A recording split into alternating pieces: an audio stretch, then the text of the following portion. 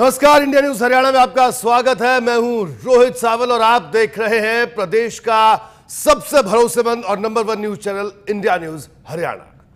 पिछले दिनों एसवाईएल का मुद्दा और राजधानी चंडीगढ़ का मुद्दा खूब चर्चा में रहा। कभी कुलदीप बिश्नोई ने इस मामले को हवा दी तो कभी कांग्रेस ने चंडीगढ़ पर हरियाणा का हक जताया और किसी भी कीमत पर चंडीगढ़ पंजाब को नहीं देने की बात कही। दरअसल हरियाणा जनहित कांग्रेस के अध्यक्ष कुलदीप बिश्नोई ने कहा कि अगर एसवाईएल के पानी और हिंदी भाषी इलाके हरियाणा को दे दिए जाए तो चंडीगढ़ देने में कोई हर्ज नहीं है। कुलदीप बिश्नोई के इस बयान के बाद सियासी गलियारों में कई तरह के बयान आए, कई तरह की चर्चाएं शुरू हुई और इन तमाम बातों पर आज हम विस्तार से चर्चा करेंगे खुद कुलदीप बिश्नोई से, जो इस खास मुलाकात में हमारे साथ मौजूद रहेंगे।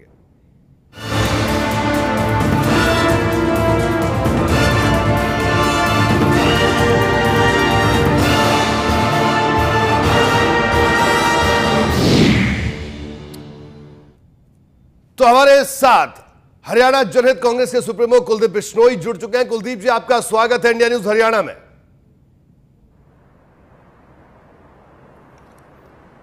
जी कुलदीप जी, सबसे पहला सवाल आपसे, इस बार बजट सत्र में जब आप आए तो आपने कई मुद्दों पर अपनी बात रखी सदन में और खास तौर पर एक बयान पानी को लेकर जो एक लंबा विवाद हरियाणा में अरसे से चला आ रहा है, हरियाणा पंजाब में, आपने बयान दिया कि साहब एसवाईएल का पानी दे दीजिए, चंडीगढ़ ले लीजिए।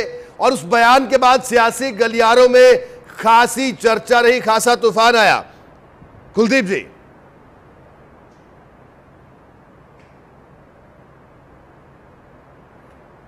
या एसवाईएल इशू मैं समझता हूं कि जब हम इसको इशू बोलते हैं, ये बात मुझे सबसे ज्यादा दुख देती है कि हमने जितनी भी सरकारें आती रही हैं 1996 के बाद इसको इशू बनाया गया है।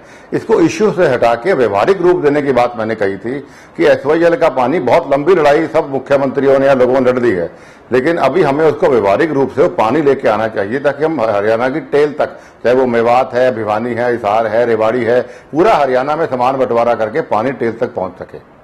मेरी ये सोच जनहित की सोच है, लोग किसानों के लिए सोच है, हरियाणा वासियों के लिए सोच है।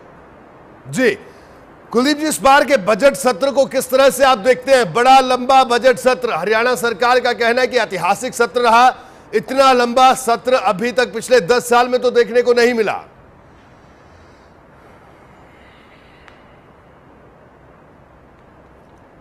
हाँ, ये बात आपने सही कही है। 1996 के बाद अगर आप कहें तो बात सही होगी। पिछले 19 साल में ये सबसे लॉन्गेस्ट सत्र में कहूं तो गलत नहीं होगा।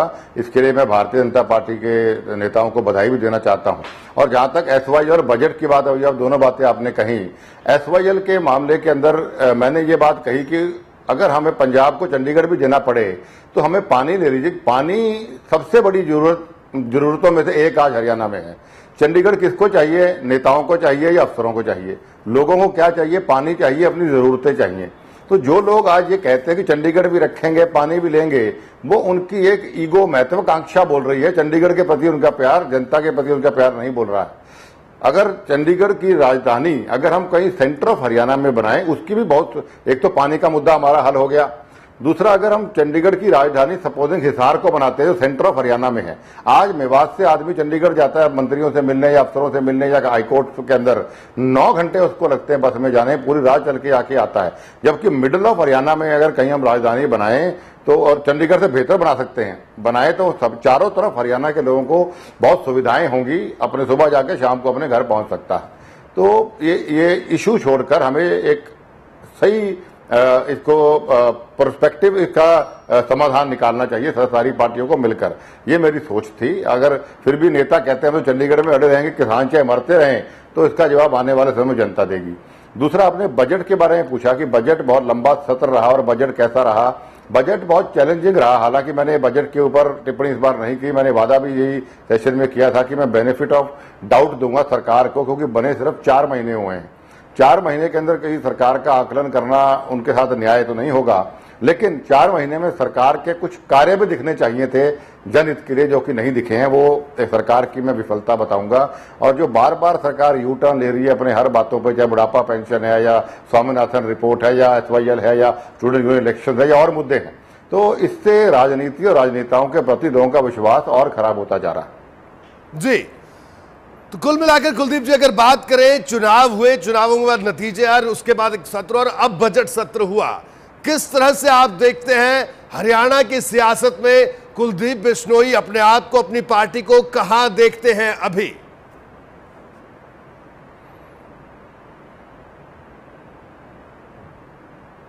देखिए, मैं समझता हूं आज भी हरियाणा प्रदेश की जनता के दिलों में मेरे लिए बहुत प्यार, बहुत सम्मान है। जहां भी मैं जाता हूं आज लोग अपने आप को ठगा महसूस कर रहे हैं कि हम इनके भारतीय जनता पार्टी के बहकावे में आके हमने वोट दे दिए। आज अगर कुलदीप बिश्नोई के हाथ में हरियाणा दिया होता हमारी सेवा करने के लिए, तो निस्संदेह ये हालात हरियाणा में नहीं होते हैं, क्योंकि आज हरियाणा में सरकार नाम की कोई चीज नहीं है, अफसरशाही हावी है। विधानसभा के अंदर भी अगर आप देखें, जितने भी मिनिस्टर्स आए हैं सारे तकरीबन मिनिस्टर्स अनप्रिपेयर्ड थे या अपरिपक्व जवाब दे रहे थे। जहां तक कि रेणुका ने जो प्रश्न रिटर्न में पूछे अपने हाँसी हल्के को लेकर, उनका रिकॉर्ड की बात है, लिखित जवाब भी झूठे आए हैं। वो लिखित जवाब झूठे आते हैं। और विधानसभा के अंदर भी श्रीमती गीता बुक्कल ने भी प्रूव करके दिखाया कि जो वो ओरल जवाब भी दिए वो भी झूठे थे। तो सरकार नाम की कोई चीज हरियाणा के अंदर है नहीं। आज हरियाणा जनहित कांग्रेस पार्टी को लोग एक सही विकल्प मानते हैं और मैं समझता हूं आने वाले समय में हरियाणा की जनता अवश्य मेरी ईमानदारी, मेरे संघर्ष और मेरी विजन को आशीर्वाद देगी। जी कुलदीप जी, अगर बात करें कांग्रेस की, कांग्रेस का यह कहना है कि अब वो जनता के बीच में जाएगी। सरकार को उन्होंने देख लिया, सरकार ने कैसा काम किया देख लिया, और अब जनता के बीच में कांग्रेस जाएगी। क्या हरियाणा जनहित कांग्रेस और कुलदीप बिश्नोई भी जनता के बीच में जाएंगे? क्योंकि हालांकि सरकार बने अभी जिस तरह से बहुत लंबा अरसा नहीं हुआ है।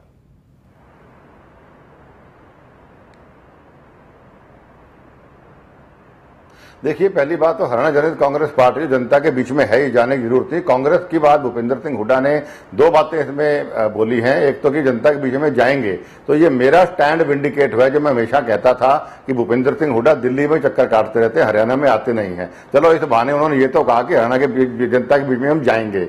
और दूसरा, हुड्डा सरकार के लोग खिलाफ थे, जिसलिए लोगों ने उनको मत दिया। तो भूपेंद्र सिंह हुड्डा के मुंह से ये बात शोभा नहीं देती कि सरकार कुछ काम नहीं कर रही, इसलिए हम जनता के बीच में जाएंगे। जनता ने आपको 10 साल मौका दिया था हरियाणा में। आपने 10 साल में हरियाणा की जनता को क्या किया है, जिसका नतीजा अभी मैंडेट के अंदर आया कि आपको पक्ष से विपक्ष में बिठा दिया ले जाकर। तो ये लोग अब बहुत शाने हो गए, लोग इनके बहकावे में आने वाले नहीं। जी कुलदीप जी, अगर आगामी आने वाले वक्त की अगर बात की जाए, जिस तरह से निगम चुनाव भी होने कुछ निगमों के, तो क्या हरियाणा जनहित कांग्रेस उन चुनावों को लड़ेगी? उसकी कोई रणनीति बनाई है आपने, अभी बनाएंगे, या अभी भविष्य के गर्भ में वो चीजें हैं? देखिए, हमारी पार्टी का संविधान स्वर्गीय जननायक चौधरी भजनलाल जी ने लिखा था, बनाया था, और उन्होंने उसमें साफ लिखा है कि हरियाणा जनहित कांग्रेस पार्टी बीएल ये सिर्फ एमएलए और एमपी के चुनाव लड़ेगी। नीचे चुनाव में हम किसी को हमारी पार्टी का सिंबल नहीं देंगे। लेकिन अगर हमारी पार्टी को नेता लड़ना चाहता है या कार्यकर्ता लड़ना चाहता है चुनाव, तो वो स्वतंत्र है, उसके लिए उस पर कोई पार्टी एक्शन नहीं लेगी। और जहां हमें लगा कि हमारा एक ही कैंडिडेट खड़ा हुआ है हमारी पार्टी की ओर से, उसका पार्टी समर्थन भी कर सकती है, पर सिंबल हमारी पार्टी नहीं देगी। जी, सिंबल आपकी पार्टी नहीं देगी। कुलदीप जी, अगर चुनावों के बाद के आप हरियाणा की सियासत को अब आप देखते हैं कि ठीक एंटी इनकम्बेंसी थी, भारतीय जनता पार्टी को जनता ने प्रचंड बहुमत दिया, ये तमाम चीजें हुई, इस तरह के समीकरण बने, और आज प्रदेश में भारतीय जनता पार्टी की सरकार है। लेकिन अब आप हरियाणा में अगर समीकरणों की बात करें, तो किस तरह से समीकरण बनते हुए आपको दिख रहे हैं? क्या आपको लगता है कि भारतीय जनता पार्टी, जिस तरह से कहा जाता है कि सभी बिरादरियों को साथ लेकर चलने की बात आप कहते आए, भजनलाल जी भी कहते थे कि सभी बिरादरियों को साथ लेकर वो चलते आए, तो उनको यही कहा भी जाता था। तो क्या लगता है कि क्या भारतीय जनता पार्टी की सरकार ये करने में सफल हो पाई है?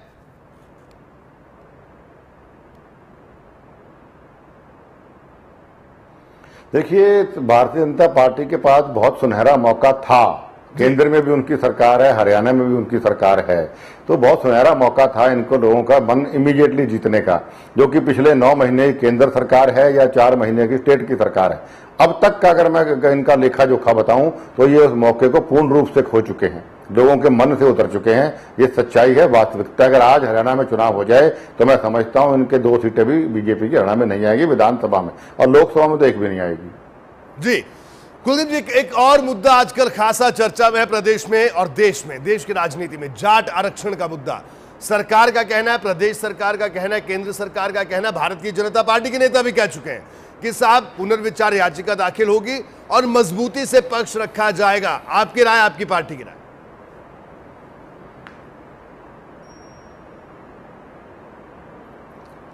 देखिए, हमारा सिंपल सी राय पूरी पार्टी की रही है। हम किसी भी जाति विशेष के खिलाफ नहीं है, ना किसी जाति विशेष के साथ हैं।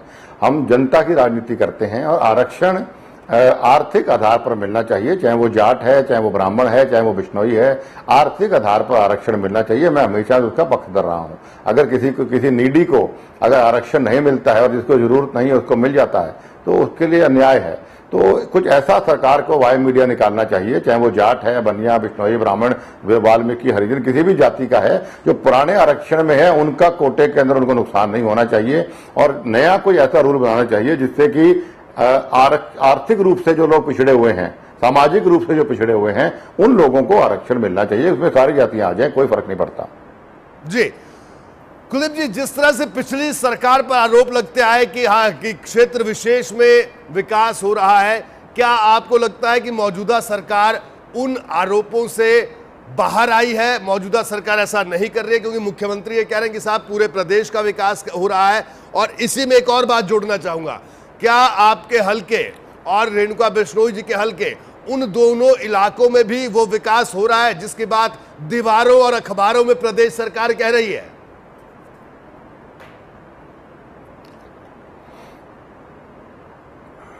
देखिए, पहली बात तो इस सरकार अगर कहती कि हम समान विकास कर रहे हैं, वो बात गलत तथ्यों से परे है। क्योंकि विकास तो अभी हरियाणा में शुरू ही नहीं हुआ है सरकार जाने के बाद। 10 साल में पिछड़ापन रहा है कि इलाका विशेष का विकास हुआ, ये सब जग जाहिर है, दीवारों पर लिखा हुआ है, सबको पता है। लेकिन इस सरकार ने 4 महीने अभी तो विकास करना शुरू ही नहीं किया है। बड़ी हैरानी होती है जब मुख्यमंत्री खट्टर साहब के मैं बयान पढ़ता हूं कि हम समान विकास कर रहे हैं। इसके लिए भी मैंने एक आइडिया सरकार को दिए थे, 2 आइडिया दिए थे मैंने विधानसभा के अंदर। पहला मैंने सरकार को ये कहा था कि भाई, क्योंकि मेरा लंबा तजुर्बा है, 2 बार मैं एमपी रह लिया लोकसभा का, तीसरी बार विधायक बना हूं हरियाणा में। मैंने कहा हमारे रथ यात्रा, ट्रैक्टर यात्रा, कुलदीप तिले चौपाल और कार्यक्रम, मैंने हरियाणा के तकरीबन हर गांव, हर शहर में कई बार जाने का मौका मिला। तो मैं हरियाणा की जनता की तकलीफों को बहुत गहराई से समझता हूं और महसूस भी किया है। तो मैंने कहा आप कानून बनाइए समान विकास का कि जितना पैसा केंद्र का और स्टेट का लगेगा वो पूरे 90 हलकों बराबर खर्च होगा, उससे समान विकास का अपने आप शुरू हो जाएगा।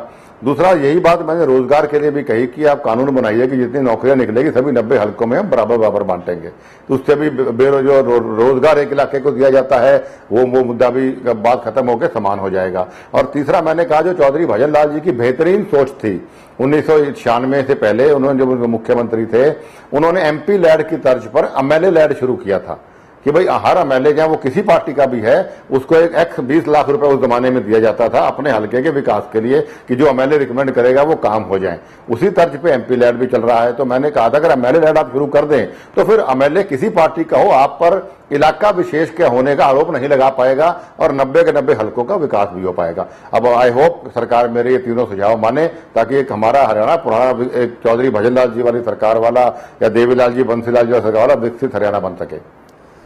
कुलदीप जी, जिस तरह से विधानसभा चुनाव से पहले जो परिस्थितियां बनी, भारतीय जनता पार्टी आपके साथ फिर अचानक छोड़ दिया और जो पूरा घटनाक्रम हुआ, तो उसके बाद क्या जो खटास थी वो खत्म हो गई है या वो टीस आज भी है? या जब सदन में आपका सामना हुआ उन तमाम नेताओं से जो कभी आपको एक मंच पर लेकर आए थे, तो किस तरह का वो माहौल, किस तरह का अनुभव क्या आप हरियाणा की जनता से शेयर करना चाहेंगे?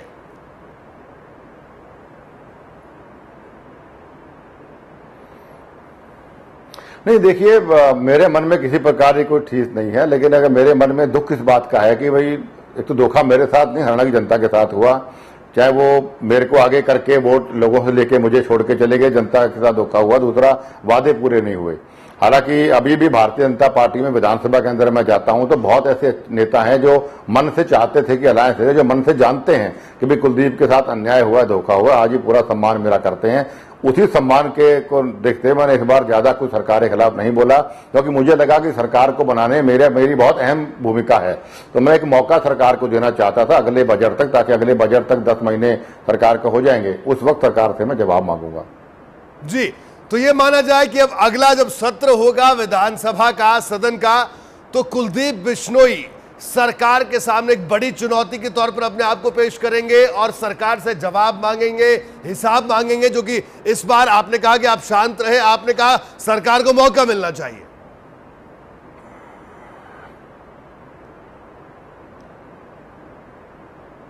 बिल्कुल, और मैं तो यही कहना चाहूंगा आपके माध्यम से कि सरकार अगले बजट सेशन तक अच्छा काम करे, वरना सरकार को विधानसभा के अंदर जबरदस्त तैयारी करके आनी पड़ेगी मेरे सवालों के बौछारों से बचने के लिए। जी कुलदीप जी, अगर केंद्र सरकार की बात की जाए, केंद्र सरकार, प्रधानमंत्री नरेंद्र मोदी अच्छे दिनों की बात कही कि अच्छे दिन आने वाले हैं।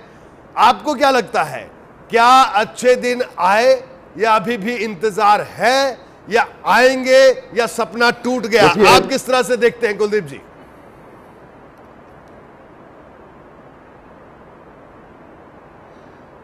देखिए, अच्छे दिन आएंगे नहीं आएंगे उसका आज कहना बहुत मुश्किल है, लेकिन 9 महीने की केंद्र सरकार का जो लेखा जोखा है वो सरकार पूर्ण रूप से विफल रही है। सिर्फ लोक लुभावने वायदे, अच्छे भाषण देना, विदेशों के भ्रमण सरकार का करना, पार्लियामेंट के अंदर या पार्लियामेंट के बाहर सिर्फ अच्छी अच्छी बातें करने तक ये सरकार 9 महीने तक रही है। या पुरानी सरकार जो यूपीए की रही, उसकी जो कुछ स्कीमें, बाकी तो जो उन्होंने किया लोगों को पता ही है, जो कुछ स्कीमें ठीक ठाक थी उन स्कीमों के नाम बदल के वही स्कीमें शुरू कर दी। जिन चीजों का विरोध भारतीय जनता पार्टी ने किया है, एनडीए उन्हीं स्कीमों को आज फिर लागू कर रही है।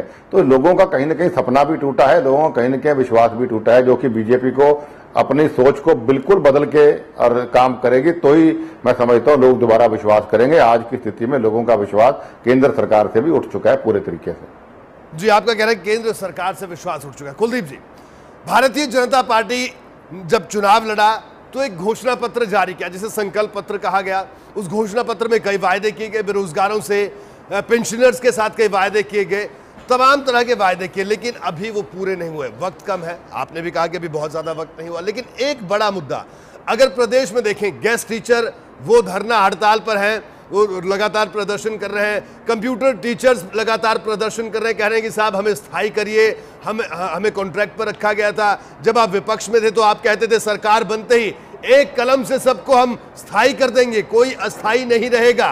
खुद शिक्षा मंत्री ये बात कह चुके थे गेस्ट टीचर से। एक धरना प्रदर्शनों का प्रदेश में एक दौर सा चल पड़ा है, तो क्या वजह आप इसके पीछे मानते हैं और किस तरह की सियासत आप इसे देखते हैं?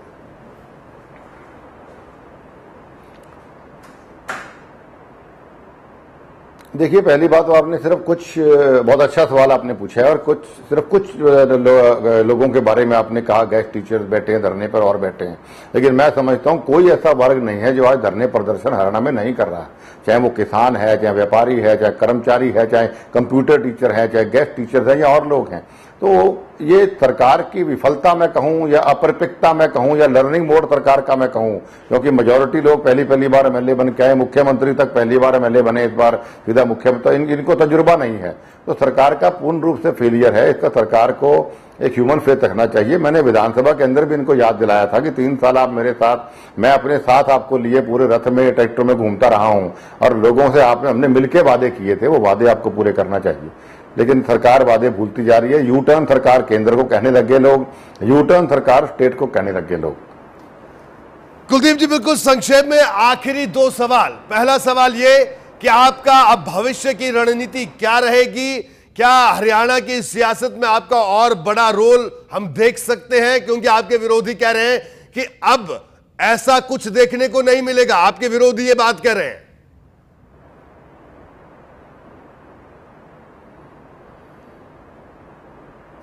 देखिए, हमारे विरोधी तो जब 5 एमएलए मेरे बिककर चले गए थे पिछली बार, तब भी कह रहे थे कुलदीप खत्म हो चुका है, कुलदीप है मिस द बस। लेकिन वही लोग दोबारा जब लोकसभा के चुनाव तक जब तक मैं था, तब वही कुलदीप हरियाणा में जनता के आशीर्वाद से हो गया था। हर आदमी कह रहा था भाई कुलदीप बिश्नोई को हरियाणा जनता आशीर्वाद देगी। वो ठीक है, मेरे साथ धोखा हुआ, मैं नहीं बन पाया, तो मैं विपक्षी लोगों के इन बातों को चैलेंज के रूप में लेता हूं, मुझे इनका कोई फर्क नहीं पड़ता है। लेकिन हमारा, जैसा आपका पहला प्रश्न था कि हजका का क्या रोल, अब आगे रणनीति क्या रहेगी, हमारी रणनीति वही रहेगी जिस नीति के तहत हमने चौधरी भजन लाल जी ने पार्टियां गठन किया था। जनता के बीच में रहेंगे, जनता के मुद्दों को उठाते रहेंगे, जनता के लिए संघर्ष करते रहेंगे, जनता के लिए कितनी बड़ी कुर्बानी देनी पड़े, कुर्बानी देने को भी हम तैयार हैं। कुलदीप जी, आखिरी सवाल, हरियाणा की जनता से क्या कहेंगे आप, क्या कहना चाहेंगे आखिर में?